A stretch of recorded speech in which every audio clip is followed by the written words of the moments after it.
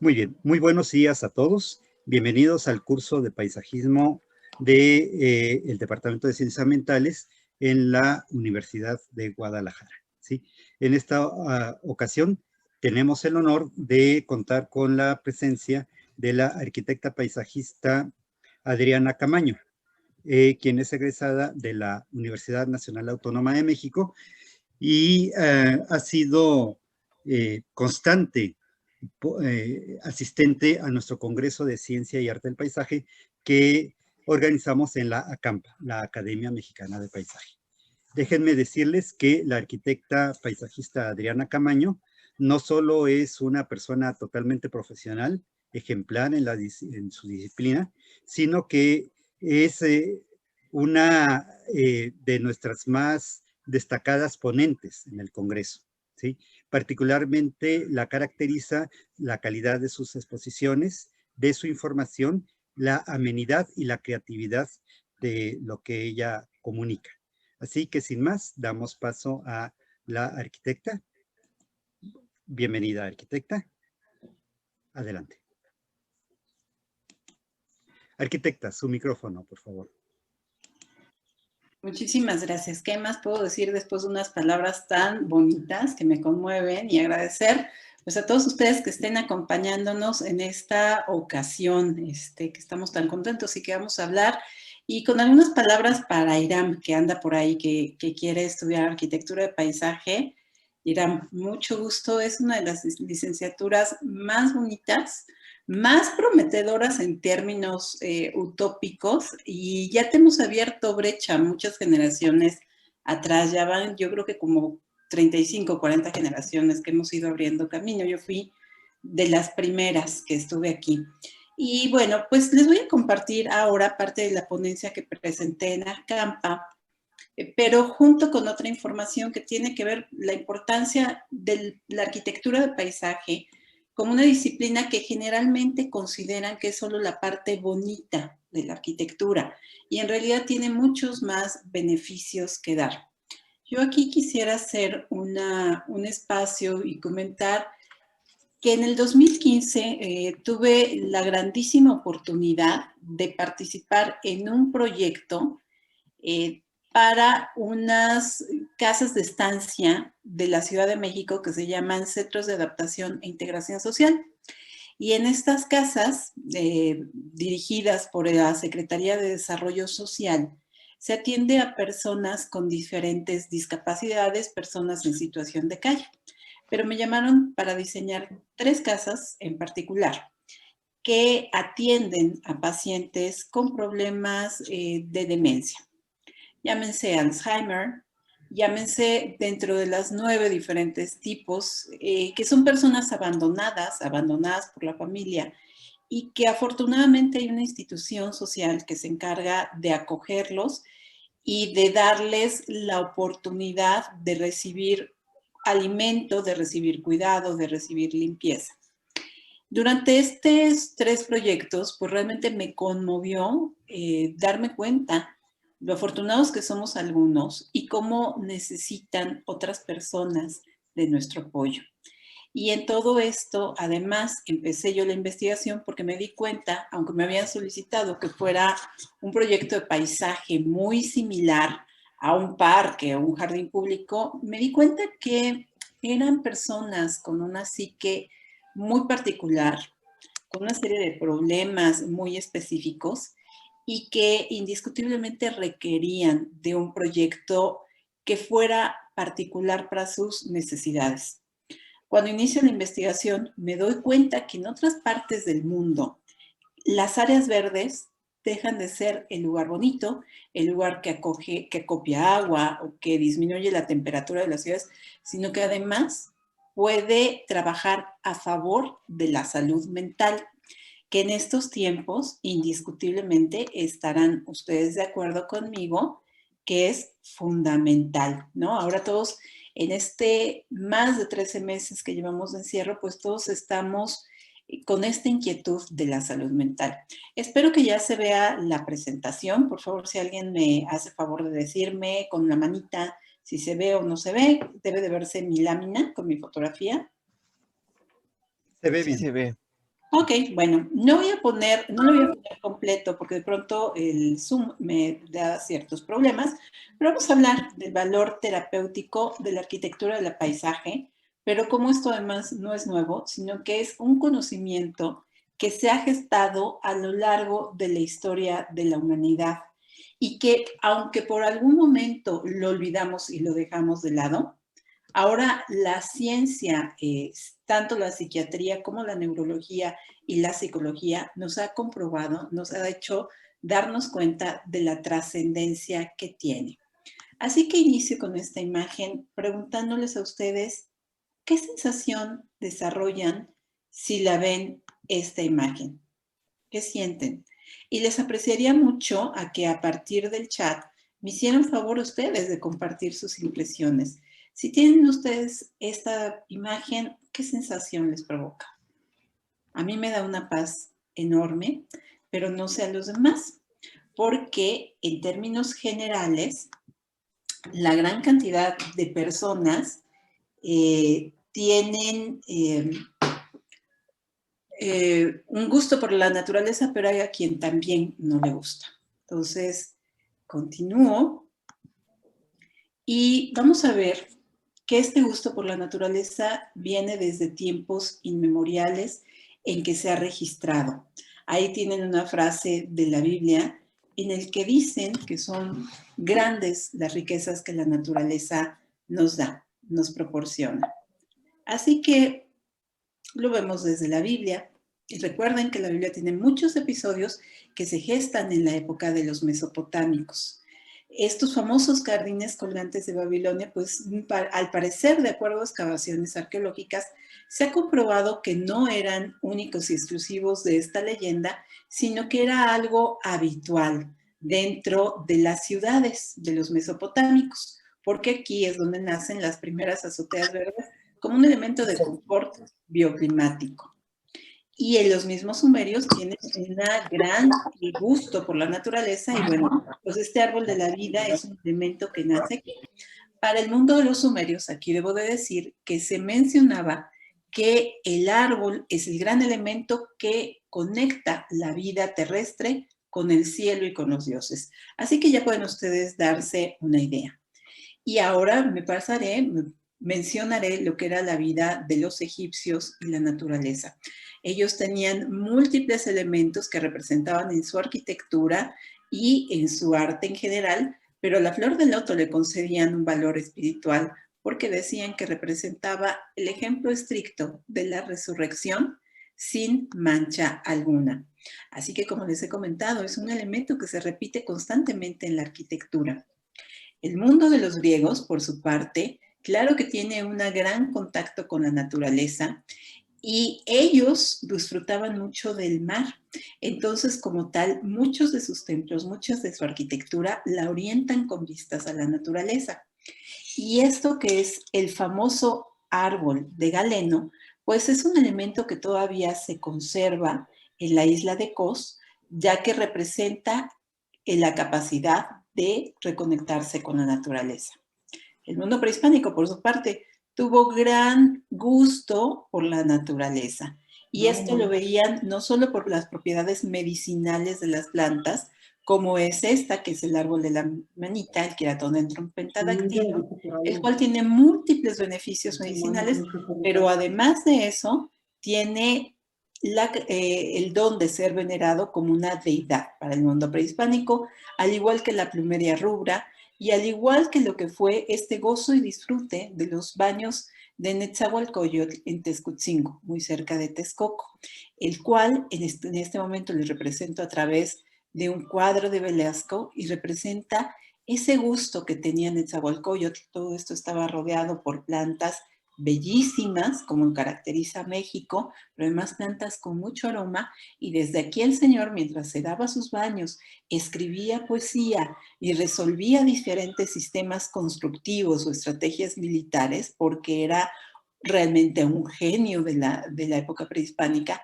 Además se deleitaba viendo a lo lejos la belleza de los lagos, del lago de lo que ahora ocupa el Valle Metropolitano de la Ciudad de México.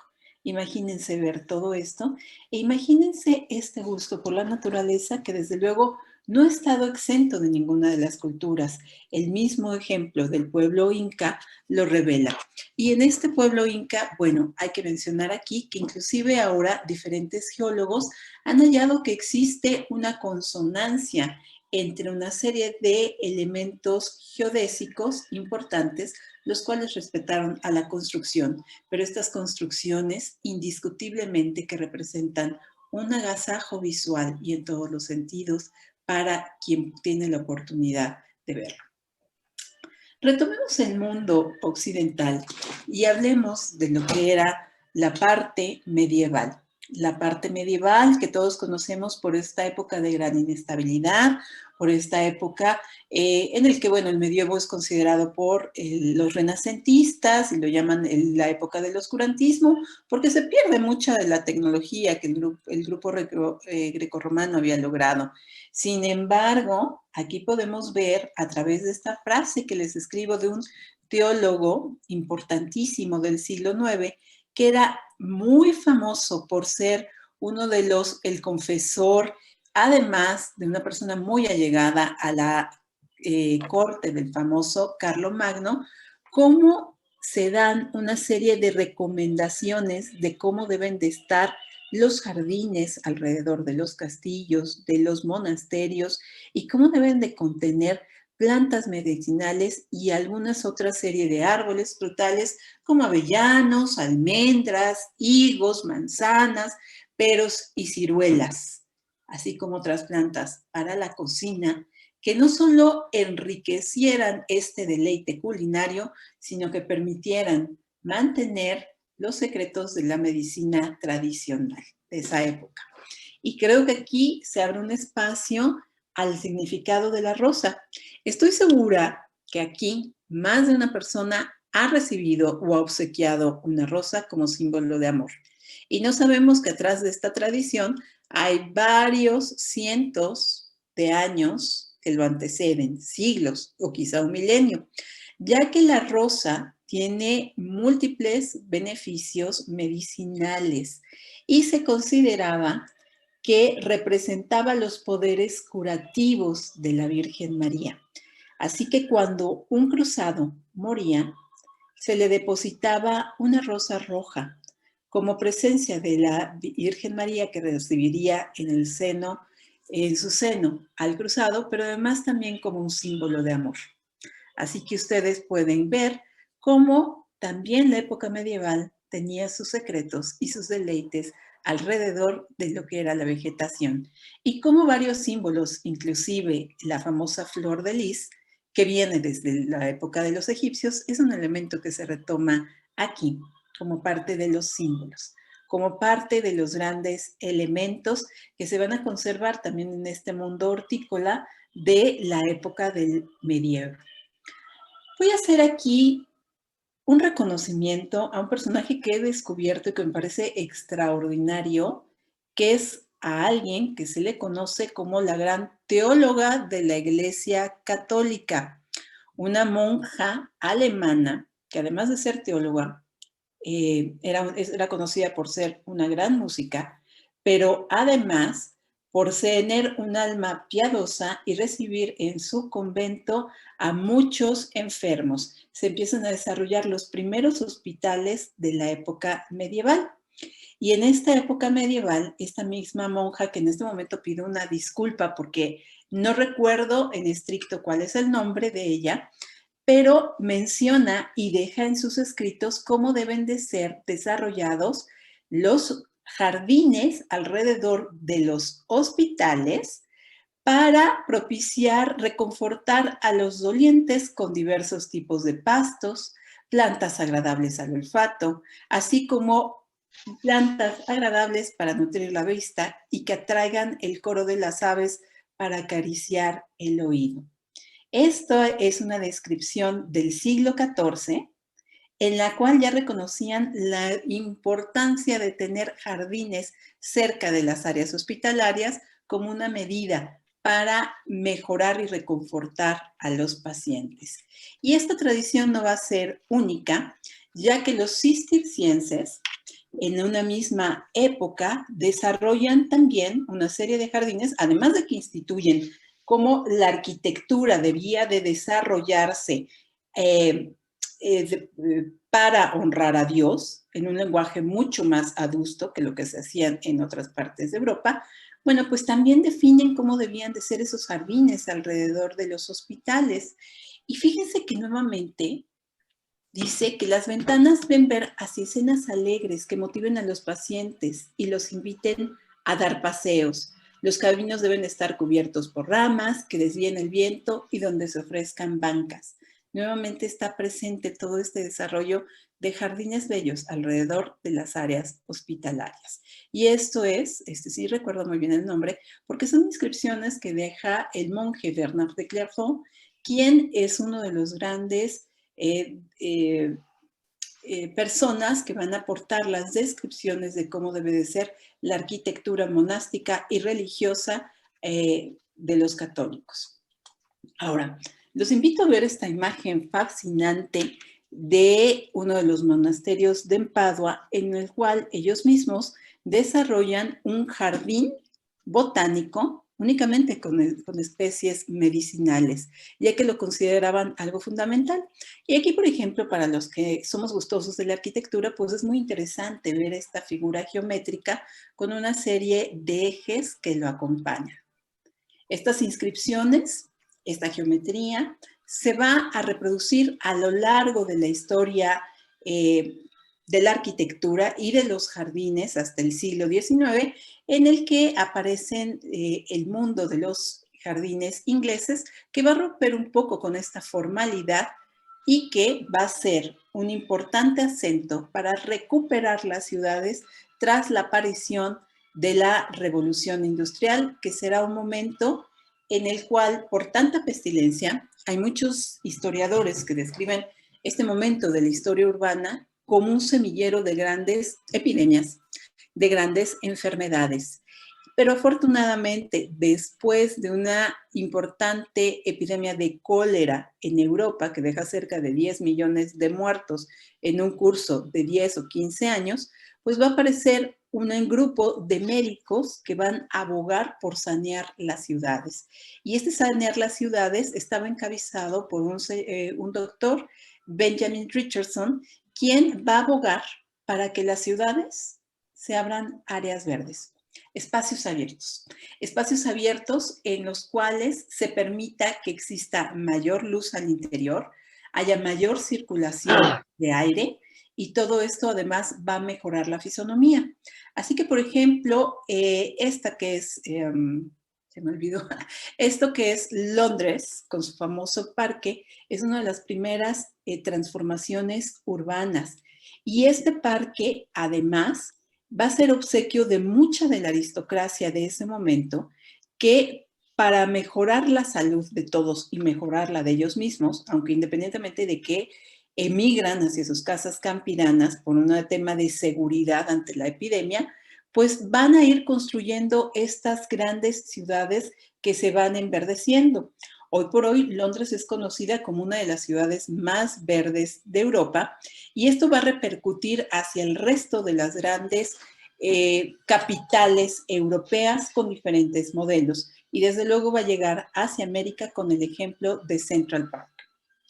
De manera paralela debe aquí de mencionarse la gran obra de Florence Nightingale, quien, siendo una de las personas que instituye todo el cuidado de la enfermería, empieza a darse cuenta que los pacientes, ella atendía un campamento militar, y se da cuenta que los pacientes, cuando se les pone un grupo de flores de lavanda secas, aún después de estar operados, son capaces de sobrellevar mucho mejor el dolor y de sentir menos angustia, menos miedo hacia su futuro, que cuando simplemente están en contacto con un muro.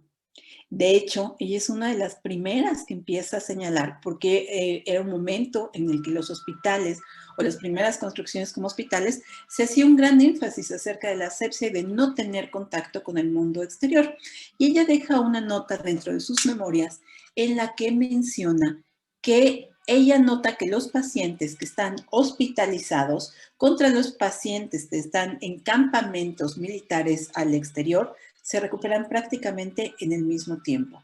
Así que eso va a ser también un motivo de que prosperen las lavandas y otra serie de plantas que han demostrado, se ha demostrado que por el aroma, por su belleza, porque atraen aves canoras o porque atraen a mariposas, es un gran atractivo que las personas les hace sentir mejor.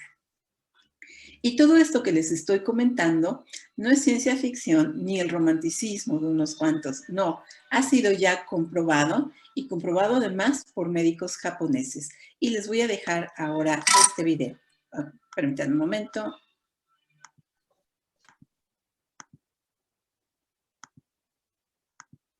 Bueno, pues creo que no quiere pasar el video, está muy grosero este video.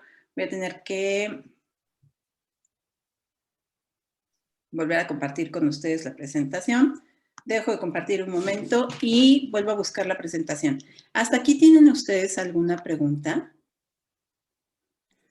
Arquitecta, aprovecho para comentarles que nuestra sesión de Zoom pues se cerrará quizá en unos 10 o 15 minutos y agradezco a todos que han tenido la amabilidad de cerrar sus micrófonos mientras ustedes ponen. Bueno, dejo abierto el micrófono para quien quiera tomar la palabra. Yo, una pregunta. Decía de que, por ejemplo, los jardines eran de plantas aromáticas y medicinales, ¿no? Pero, o sea, después empezó a tomar como una transición a ya dejar de plano de tener plantas medicinales. No, lo que pasa es que cambia la arquitectura. Es decir, mira, la verdad es que la arquitectura se mantuvo consistente por al menos hasta el principios del siglo XX, finales del XIX. Cuando la arquitectura se transforma y se empieza a hablar de internacionalismo y de otra serie de corrientes, se olvidan mucho de los jardines, de la importancia de los jardines, y por supuesto que también se olvidan de esto que tú mencionas, que es incluir plantas aromáticas, pero sobre todo que es incluir el valor intrínseco de la vegetación. ¿Ya están en este momento ustedes viendo lo que dice baño forestal? Sí. Sí. Ok, entonces creo que ya, espero que ahora sí ya puedo pasar el video para que ustedes entendan de qué estoy hablando.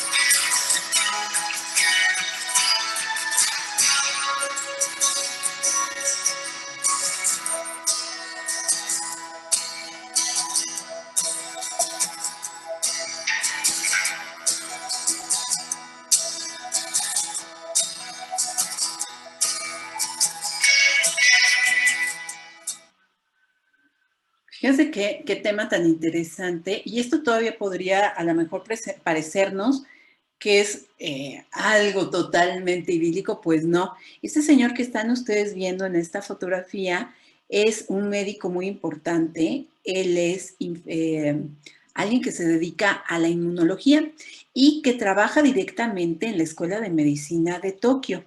Y él, junto con muchos otros de sus colegas, se dio a la labor de investigar si realmente este Shirin-yoku, el baño de bosque, tenía importancia o trascendencia para la salud. Y desarrollaron un protocolo de cerca de 9 años de investigación con diferentes escuelas de medicina de Japón, en el cual iba cada equipo desarrollando un tema nuevo.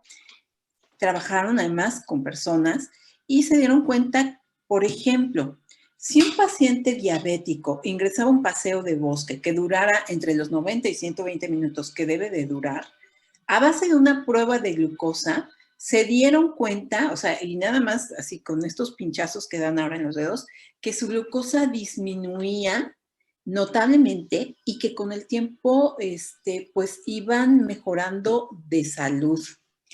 Para otros, exámenes tan sencillos como ahora que utilizamos constantemente para ver si tenemos oxígeno o no, se dieron cuenta que iba disminuyendo su presión arterial, claro, junto con un baumanómetro que les iba tomando la presión.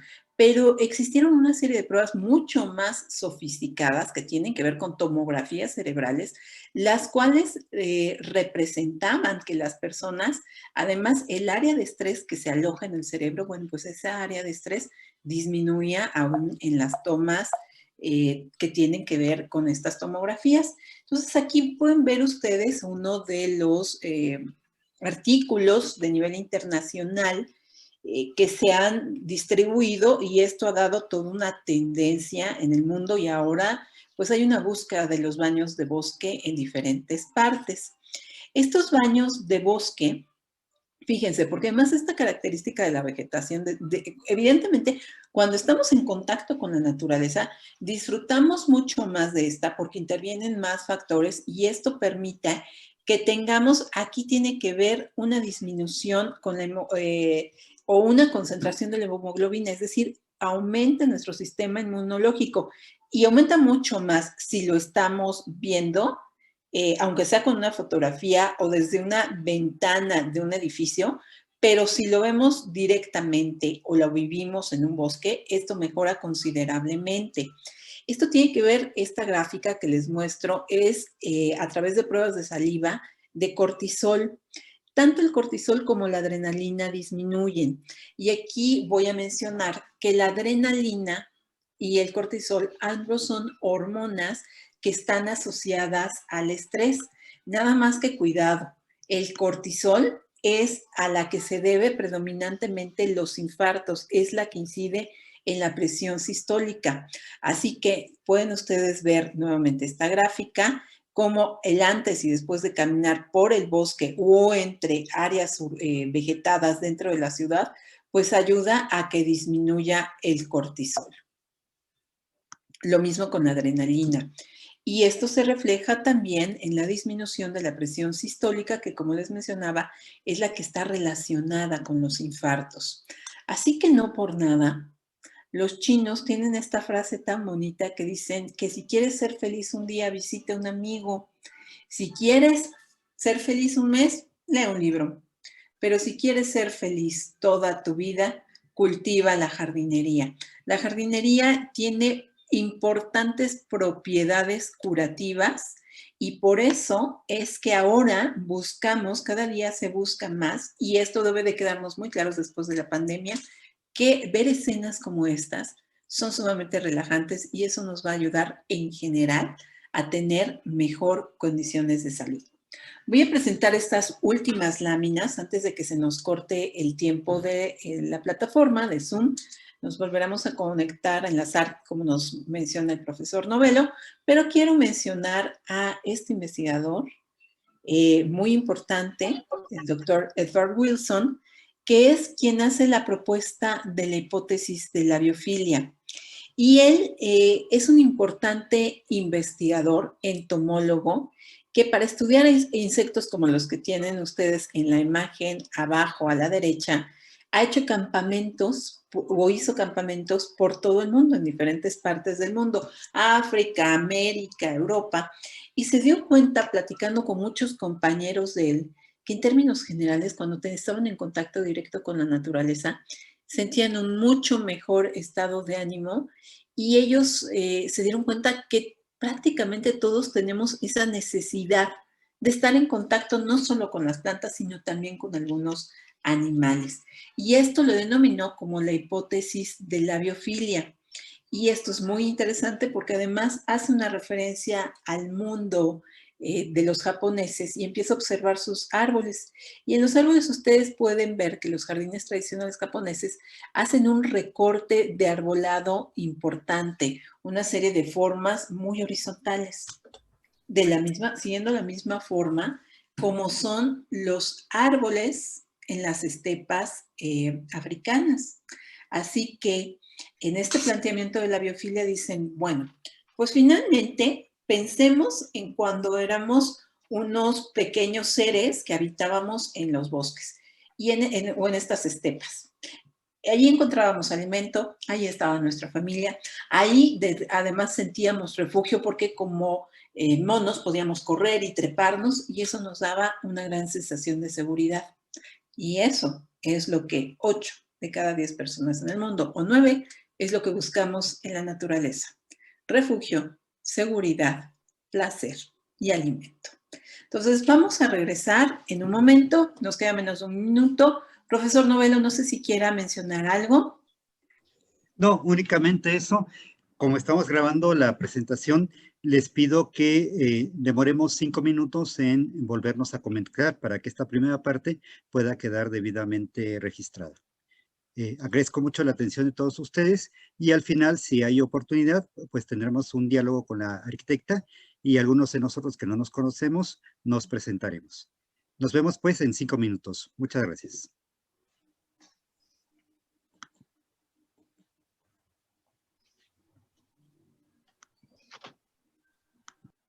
Tiene un libro muy bonito que se llama Biofilia y sus descripciones son muy amenas. Yo tengo la fortuna de tener un grupo de amigos biólogos y siempre que me narraban sus viajes de prácticas, me tenían así entre el espasmo y el gozo y el alborozo porque solían tener unas pláticas muy divertidas y cuando lo empecé a leer a él me acordé mucho de este señor que es biólogo. Y bueno, pues ahora les voy a hablar de otros personajes que son muy interesantes y que son Rachel y Stephen Kaplan, que pertenecen a la Universidad de Missouri. Y ellos son psicólogos ambientales y tienen una investigación muy interesante porque resulta que por ahí de los años 70, mediados de los años 70, la FDA, que ahora todos sabemos necesariamente qué significa la FDA, los manda a hacer una investigación al campo, directamente a ver la vida agrícola y ver mucho el comportamiento, porque querían hacer una homologación social en Estados Unidos. Y ellos, después de pasar varios meses ahí, se dan cuenta que, oh sorpresa, la gente que vive en contacto con la vida agrícola, con la vida rural, en términos generales, tiene mejor percepción de su vida, se siente mucho más satisfecho y desde luego no acumulan estrés. Entonces, ellos empiezan, Rachel y Stephen Kaplan son la pareja de adultos mayores tomados de la mano, esposos ambos, psicólogos ambientales, y desarrollan una serie de investigaciones en las cuales van comprobando que las personas cuando están en contacto con la naturaleza, pues en términos generales se sienten mejor. Y esto se conoce como la teoría de los ambientes restaurativos, de la cual voy a retomar más adelante, porque ahora voy a hablar de otro de los clásicos de la teoría, que es el doctor Roger Ulrich, que ustedes ven sentado en la banca de la izquierda. Y Roger Ulrich,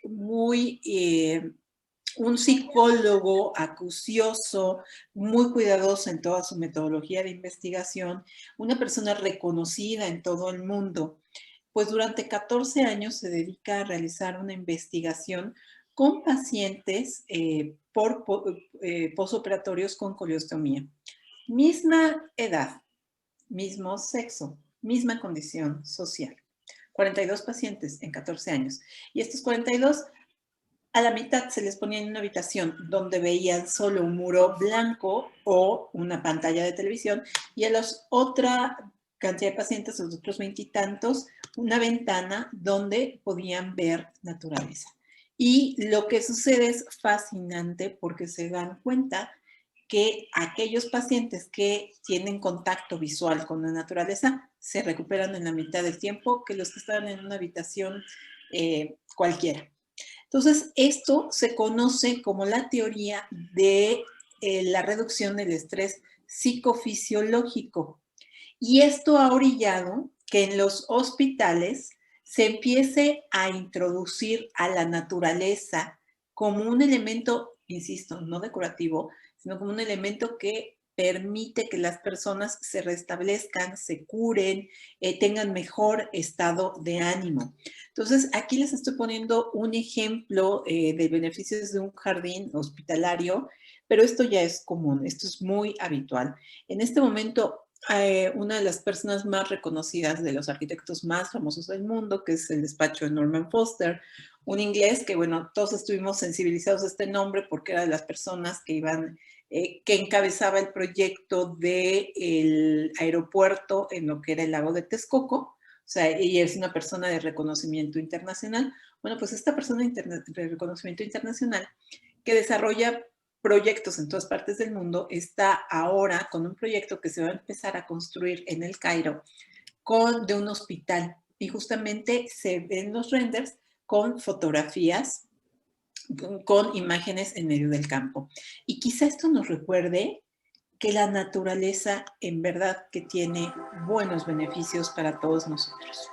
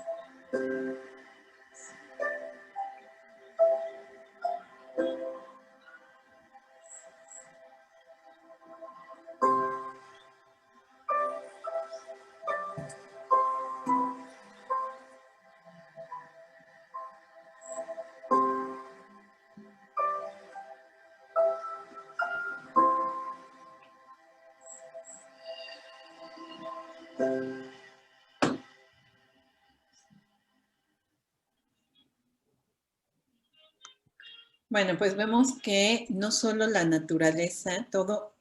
Hoy no, otra vez. Ay, perdón. Voy a tener que dejar de compartir y ahorita vuelvo a compartir. Pero vemos que en términos generales, la naturaleza es una gran aliada de nosotros. ¿Se está viendo ya este paisaje que he incorporado para ustedes? Sí. Sí, se ve. Es una fotografía de las lagunas de Zempoala aquí en México. Y voy a hacer en este momento un espacio para explicar la teoría de los ambientes restaurativos de Rachel y Stephen Kaplan. de finales de los años 70, principios de los 80, que dice que la naturaleza es restaurativa, pero bajo 3 condiciones. La primera es que tiene un sentido de fascinación para la gran mayoría de las personas. La segunda dice que es, este sentido restaurativo es sí y solo si las personas lo hacen en una experiencia de seguridad. Es decir, si nosotros de pronto nos hallamos en un lugar paradisíaco, pero con un león enfrente, evidentemente no vamos a tener esta experiencia de restauración del ánimo. No, tenemos que tener como humanos algo que nos hable de confort. Y la tercera condición es que además ese espacio tiene que tener un significado social para nosotros y de manera preferente estar esbozado dentro de valores culturales. Y de aquí la trascendencia de la arquitectura de paisaje. Es decir, la arquitectura de paisaje trabaja masivamente con vegetación y esta vegetación nos va a incorporar todo este sentido de bienestar, de capacidad restaurativa, pero cuando nosotros incorporamos un significado social al diseño y lo establecemos en un lenguaje arquitectónico, que llámese armonía, unidad visual, composición, estos términos de los que hablamos en arquitectura, bueno, pues esto va a hacer que el espacio sea potencialmente restaurativo para nosotros. Y esto ha sido tan ampliamente demostrado y comprobado que esto es un ejemplo de un hospital en Venecia que ha sido desarrollado por uno de los arquitectos pues más reconocidos en esta época, Emilio Ambas, un arquitecto argentino que radica en Nueva York y que él se dedica a hacer arquitectura verde. La llama arquitectura verde porque emplea masivamente a la vegetación en sus diseños. Y esto es el interior del hospital. Y esto que hoy se ve como un render en este momento, fue inaugurado en el año 2019 y es un hospital funcional que está trabajando con vegetación al interior y que ha reportado un gran beneplácito por parte de los usuarios. Ahora, la otra parte que es muy interesante es que además este hospital, vamos a hablar ahora de sustentabilidad, por supuesto. Esto es algo de lo que se conoce como arquitectura sustentable porque trabaja con la bioclimática a favor. Estos ventanales están orientados de tal manera que recibe toda la luz solar del mediodía, la encierra y les permite mantenerlo y así prescindir masivamente de la calefacción en los meses de frío. Y en la época de calor, bueno, pues abren una serie de ventanas para que el aire fluya y la vegetación ayuda. Y este ejemplo, pues no es único. Esto es algo que se está utilizando y esto es lo que yo en este momento investigo que tiene que ver con jardines para la salud mental. Me estoy especializando en pacientes con Alzheimer y porque es la población de mayor prevalencia dentro de las personas con demencia. Pero vean, esta es una fotografía, esto no es un render. O sea, ya hay hospitales que inclusive a ciertos pacientes con toda la cama se les permite salir al exterior para que tengan este momento de restauración emocional. La restauración puede ser emocional, cognitiva y psicológica, y además experimenten la teoría de la reducción del estrés psicofisiológico. Así que si ustedes me preguntan, pues sí, trabajar con planta, trabajar con la tierra, con el suelo en las manos, poder tener contacto de la luz solar y sentir el paso del aire, son sin dudar a dudas uno de los elementos más restaurativos que más ayudan y ayudan también en tiempo de pandemia, ante los confinamientos. Y esto se ha convertido en una tendencia, lo que es la permacultura. La permacultura es ahora uno de los grandes elementos dentro de estas áreas metropolitanas que ustedes consideren que se calcula que para el año 2050, de seguir el ritmo de crecimiento como va o como iba hasta el 2020, pues prácticamente el 70% de la población va a habitar en ciudades. Ojo, esto es importante y quiero hacer aquí un apartado y mencionar que yo estoy convencida que va a haber un antes y un después del 2020, en que no solamente han tenido confinados y en que muchos tenido la oportunidad de trabajar desde casa, porque hay ciudades o lugares como Manhattan que se están viendo migraciones, la gente está emigrando porque puede trabajar desde un lugar que requiera una renta más barata y donde la vida le sea más sencilla. Así que el célebre Manhattan pues está viendo que ahora se desplazan muchas personas y así como ellas pues en el resto del mundo está sucediendo esto. Y uno de los elementos que quiero mencionar o sea, a partir de esto que sucede ahora, pues tendrá que haber una reformulación de cómo deben de ser las ciudades. Y sin lugar a dudas, que esto que es la permacultura debe de estar presente. Y creo que a veces no necesitamos vivir en unas grandes casas o tener unas condiciones ideales, sino que la misma ciudad, o sea, en lo que es Europa y muchas partes de América, ya se están dando lugares de cultivo en los parques públicos. Y esto también lo estudiaron Rachel y Stephen Kaplan, y se dieron cuenta que cuando las personas son capaces de cultivar sus propios alimentos, no solo mejora su estado de ánimo, sino que en general se vuelven más generosas. Se vuelven más generosas y son capaces de dar a otros lo que ellos mismos producen. Y eso, ante una época del consumismo en el que vivimos y además de un egoísmo notable, pues es algo muy bueno. Y esto, por ejemplo, esta es una lámina muy interesante de las capacidades restaurativas. Esta es una lámina, es una fotografía de los campos de los campamentos militares en la Primera Guerra Mundial. Por eso inclusive está en blanco y negro. En todo lo que eran las trincheras, los franceses se buscaban pequeños huequitos para plantar semillas que quedaban de su comida, porque decían que eso ante la adversidad de los tiempos, les permitía sentir serenidad y paz ante el futuro desconocido. Y esta misma práctica es curioso, pero esto es un jardín que desarrollaron en un campamento militar en Afganistán. Esta nota, pues ustedes pueden ver la fecha, tiene 10 años, pero en este campamento militar, los médicos que atienden ahí construyeron en zona de desierto su propio jardín restaurativo, su propio jardín curativo también se llama. Y declaraciones de los cirujanos dicen que antes de cualquier cirugía, ellos pasan ahí a estar 5 minutos porque eso les da serenidad para desarrollar exitosamente sus cirugías. Esto es lo que se conoce por en psicología ambiental como la restauración cognitiva. También el cerebro descansa, el cerebro se refresca y entonces puede trabajar y ser más productivo. Y esto es importante, todos estos datos que les menciono, porque ahora vamos a hablar de lo que es sustentabilidad.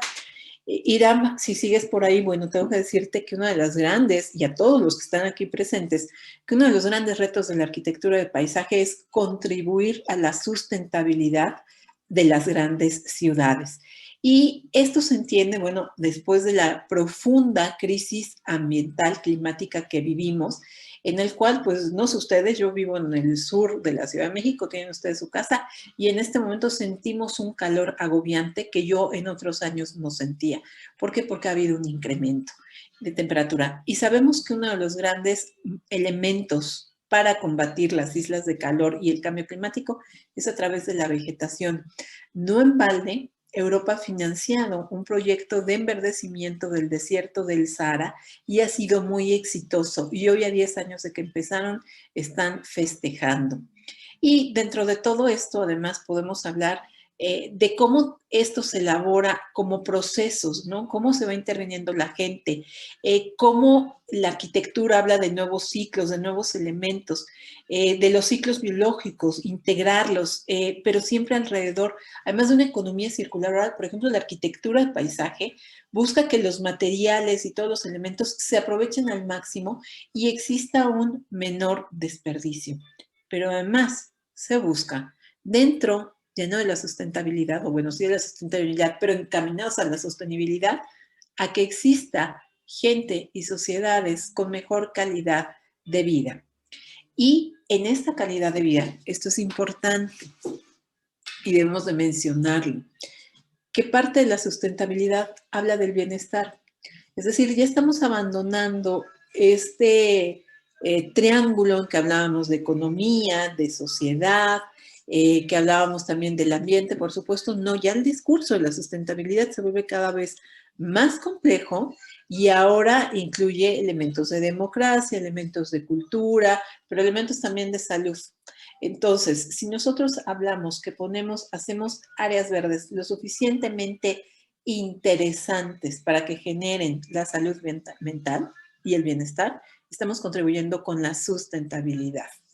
Y estamos también incluyendo, y esto es importante, y siempre se los digo a mis alumnos, tenemos que hablar además de incluir a las personas, de incluir a la sociedad, de hablar de un homologamiento participativo, pero no solo en términos de votaciones, no, un homologamiento de las condiciones de vida para todas las personas del planeta, que tengan mejores condiciones de vida e integrar cada día de manera más importante todos nuestros valores culturales que hemos forjado a lo largo de mucho tiempo.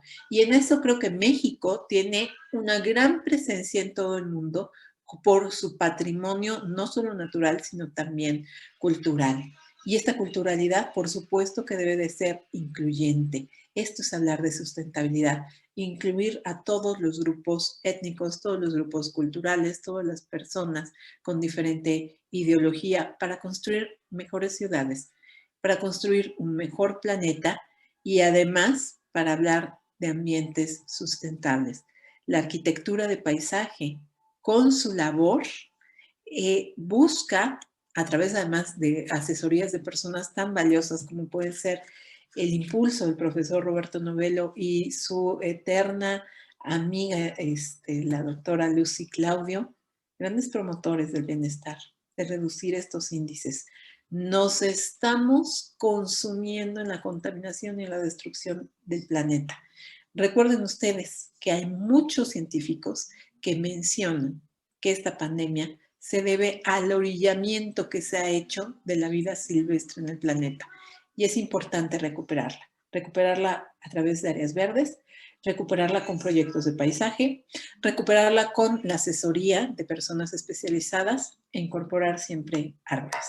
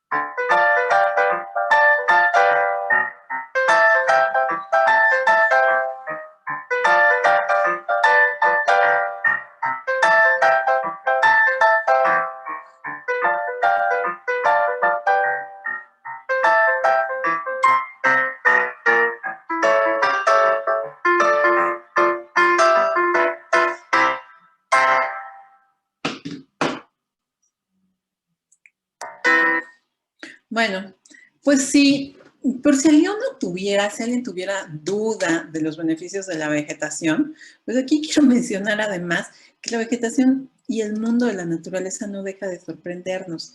Y ahora, por ejemplo, en Europa ya han logrado iluminar edificios y hasta carreteras gracias a investigaciones con vegetación que producen energía eléctrica.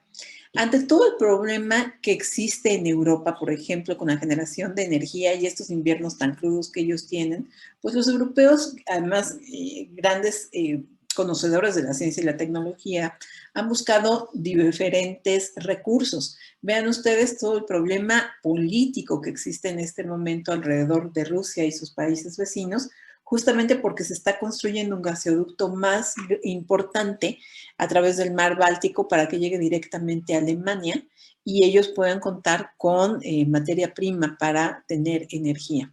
Pues ante todo esto, pueblos como los holandeses están generando energía eléctrica a base de los procesos bioquímicos de la vegetación. Y esta investigación ya se está desarrollando también en otros lugares. En Chile ya han logrado ensayar el protocolo y tengo entendido que la UNAM, con alguna de sus tantas instituciones, también lo está poniendo ya en marcha. ¿Por qué? Porque queremos esto.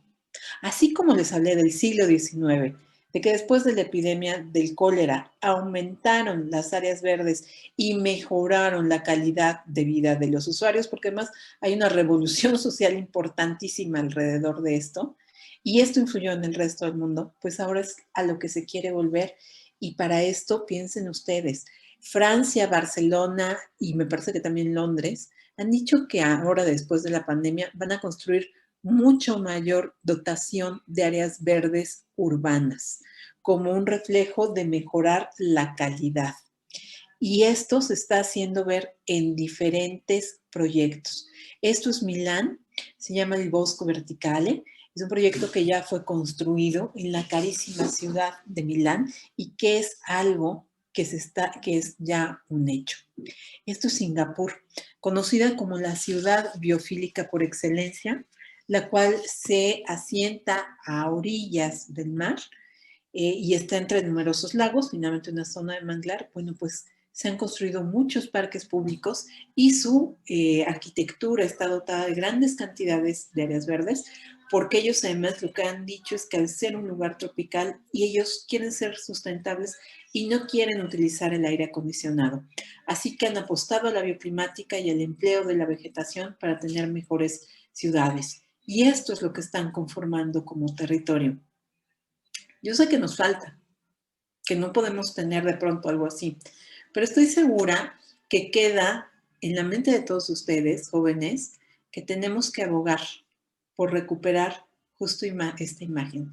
Una imagen promisoria hacia las otras generaciones y una imagen de respeto a toda la vida, a cualquier expresión de vida en el planeta, porque debemos de garantizar un mundo mejor para todos. Y esto recordando además nuestros principios culturales, como el gran Netzahualcóyotl, que pues, desde luego le tengo gran admiración y que habló mucho de la naturaleza. Así que aprendamos a construir un mejor espacio, un mejor lugar. Y me abro ahora por si alguien tiene alguna pregunta, algún comentario. Muchas gracias, arquitecta. Mire, yo tengo un par de comentarios. Usted habló de paisaje restaurativo, ¿sí? Hace unos días tuve una conversación con el doctor Fernando Moedano, quien también asiste a nuestros congresos de Ciencia y Arte del Paisaje, y fue asesorado en su trabajo de tesis por nuestro amigo Gonzalo de la Fuente de Val, de Fondo Verde de España, ¿sí? Él está trabajando sobre algo muy interesante que ha denominado turismo regenerativo. Es decir, ya más allá del turismo sustentable o el turismo ecológico, él habla de turismo regenerativo. En cuanto al asunto de la permacultura, les platico a todos los que no lo sepan que otro ha sido participante de nuestros congresos, es el arquitecto argentino Antonio Mariano Moretti, quien promueve mucho esta situación de la permacultura. Si alguien tiene interés en ese tema, naturalmente los puedo comunicar con él. Y aprovechando que no todos los que llegaron se han quedado, les comento que él ha tenido a bien autorizarnos una beca para un curso que lamentablemente ya empezó, pero sería cuestión de hablar con él, que de esos cursos que él hace con regularidad sobre justamente permacultura, la arquitectura integrada a la naturaleza. Entonces, si alguien de ustedes tuviera interés, pues creo que podríamos preguntarle si aún puede integrarse a ese curso en el cual a la ACAMPA, la Academia Mexicana de Paisaje, nos ha otorgado amablemente una beca, ¿sí? Otro mecanismo, si hubiera más de un interesado, arquitecta Adriana, tal vez sería que usted hiciera alguna pregunta y quien la contestara pues fuera acreedor a esta beca que nos ofrece nuestro amigo de Argentina. Ay, me gusta esta parte malévola. Déjenme froto las manos para hacer una pregunta dificilísima. Y mientras la pienso, a ver, vayan ustedes dándome ideas. ¿Qué preguntas tienen? Yo tengo... Sí, adelante. Yo quisiera hacer, pues sí, una pregunta. Mencionaste que se ha visto, y sí lo he leído en artículos, cómo mejora la salud cuando hay ventanas que dan a árboles y esto en los hospitales. También he leído que se mejora, pues es la misma salud en cárceles. Si las ventanas están a la nada, pues, los presos bajan más al servicio médico que si su ventana está viendo a un árbol, sobre todo a árboles, ¿no? Entonces, bueno, eso sí sabía. Mi pregunta es, ¿sabes algo o has leído algo sobre qué impacto tiene el solo ver un video? Porque, por ejemplo, estoy pensando en nuestros hospitales, en nuestro SIMS, nuestro ISSSTE, difícilmente, del ISSSTE todavía, pero difícilmente se puede acceder a ver una ventana con árboles. Entonces, pero si hay una televisión, por ejemplo, y están constantemente pasando videos de la naturaleza, con audio, no sé, ¿sabes algo? ¿Qué impacto tiene esto en la salud? Sí, por supuesto, claro que sí, Yolanda, muy buena pregunta, muy buena observación. Efectivamente, se han hecho investigaciones, no solo en hospitales, con presos, con personas víctimas de violencia, con trata de blancas, personas, muchachas que recuperan y las integran a centros de restauración también. Y lo que tú comentas es muy atinado. O sea, una persona se va a recuperar emocionalmente estando en contacto con la naturaleza. Me parece que es en un término entre 3 y 5 minutos. Pero si una persona ve un video o fotografías, esa recuperación es en 10 minutos, más o menos. Entonces, sí, por supuesto que es muy importante. Y bueno, aquí les voy a comentar algo. Yo creo que la pandemia nos ha quitado muchas cosas y nos ha dado muchas otras, creo. Nos ha dado muchos aprendizajes muy dolorosos. Pero algo, por ejemplo, que a mí me arrebató es que el año pasado yo iba a participar en un proyecto entre Facultad de Medicina y Facultad de Psicología, y justamente era lo que queríamos desarrollar.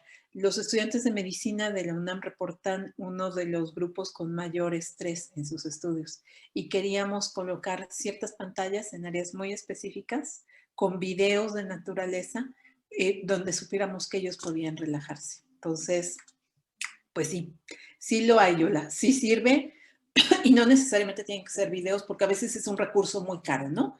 A veces colocar una pantalla de más, a veces con ver fotografías. Entonces, hay ya hospitales aquí en la Ciudad de México, hospitales muy caros, que ya están introduciendo inclusive en sus quirófanos fotografías en los quirófanos de naturaleza para que las personas se relajen.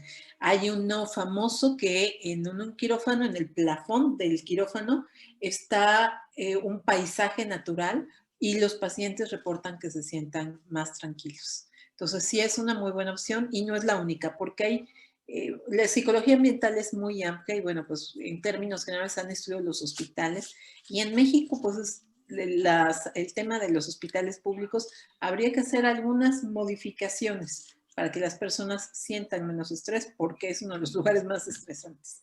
Creo que nos quedan 4 5 minutos. minutos. Ok, muy bien. Muchas gracias. Digo, lo comentaba porque yo con mis estudiantes cada semestre les pido, cada semana hacemos una práctica. Cuando estábamos en presencial los llevaba cada viernes a un lugar natural, tenían que registrar cómo se sienten y todo esto, pero con la pandemia les estoy pasando videos sin audio y otros días son solo audio y así de diferentes ecosistemas y esto, y me reportan pues, ¿no? Y reportan cosas muy interesantes.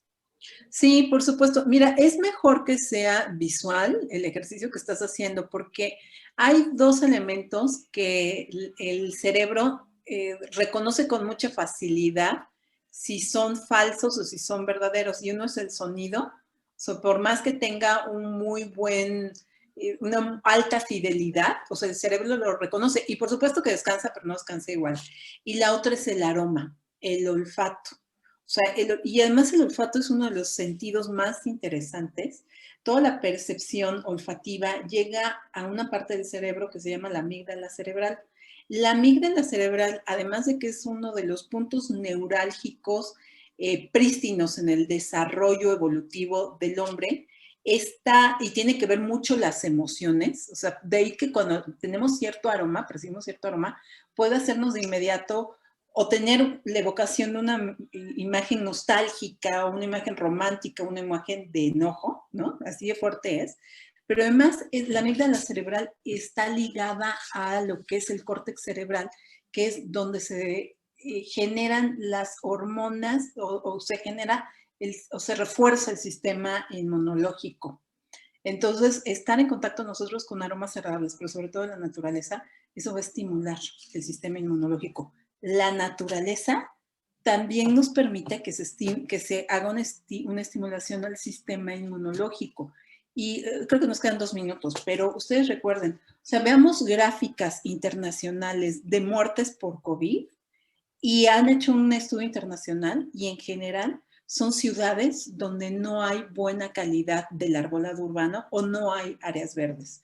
Si yo lo plasmo en mi ciudad, o sea, que desgraciadamente, pues que yo llamo el Valle de Lágrimas, las personas donde han muerto mayoritariamente son en la alcaldía Iztapalapa y en la Gustavo Madero, junto con la población de Catepec, que son lugares donde se ha arrasado con la vegetación, donde son los lugares de mayor carencia de áreas verdes. Entonces, a mí hay muchos, o sea, yo siempre les insisto, o sea, de pronto nos sorprenden los medios de comunicación con ciertas cifras, pero la ciencia todavía tiene muchas respuestas pendientes atrás de todo esto y no les ha dado tiempo de gestarlas. Arquitecta, si lo tienen a bien, yo les propongo que hagamos una pausa y si usted dispone de tiempo o si los demás quieren que continuemos, podamos tener una especie de conversatorio en un momento más para no arriesgarnos a que el minuto que queda no nos ajuste. ¿Qué opina usted y qué opinan todos? Pues con todo gusto unos minutos más, ustedes voten a favor o en contra, levanten su manita o digan, ya me hartó esa platicona del Chilangolandia. Si les parece bien, entonces nos reunimos nuevamente a las 5 para la 1, ¿les parece bien? Ok, unos minutos más, gracias. Muchas gracias.